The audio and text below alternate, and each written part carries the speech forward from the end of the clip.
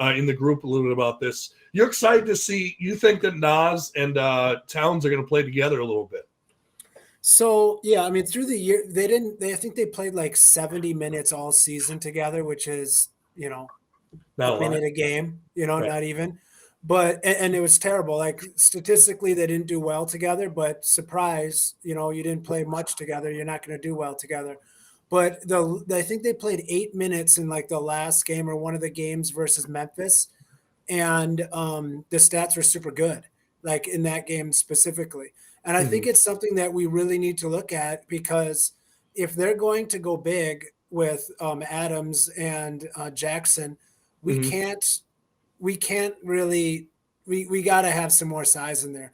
And I don't think it's complete. I mean, it probably might not work just because we haven't done it much, but there's no reason why we can't have Vanderbilt, Naz, and Cat in there. Like Vanderbilt, they always say the position you are is who you defend, and if you're a Vanderbilt, he's defending, Luka Doncic, he's defending LeBron James, he's defending wings often. Like that's not out of the ordinary for him. So for him to, body up on some sort of wing and us go extra big if we're getting killed on the glass some game, I would love to see it. I mean, just a wrinkle. But that comes down to who these two coaches are, man. We've got probably two of the top 5 guys in Coach of the Year in this game. That's true. They don't have playoff experience either, so we don't know what they're going to do either. It's going to be fun to see what they do, what these two coaches do, because they've played each other enough. Throughout the whole season, they've pretty much manned up Cat. They didn't double him much. We'll see if they switch that up. It's going to be fun. Jared, anything to add on that? Do you want to see Cat, and not for long periods of time, but the Cat Naz experiment for a little bit?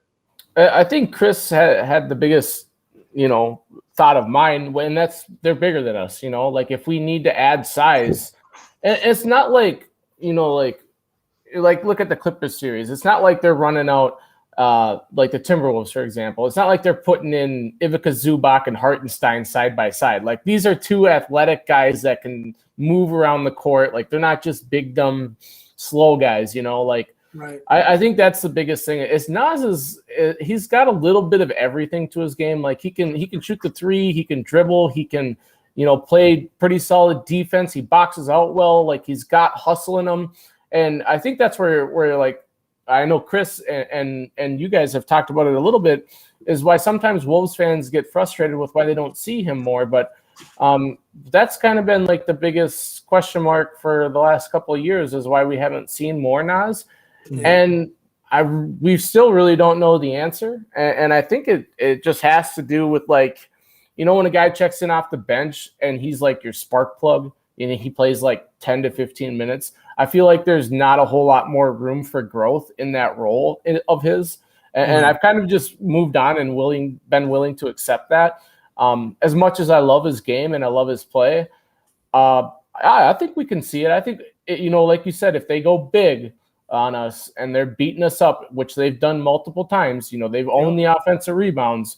It's not a crazy thought to put them in there side by side for 5 or 6 minutes just to see.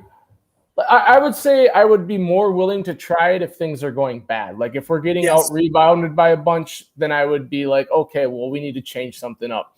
Right now, it's not like the first thing I would want to do in like game one, but if we're getting bullied on the boards, I think it makes a ton of sense to try and play those guys together. I think it's a card to have in your deck. Yeah. Right.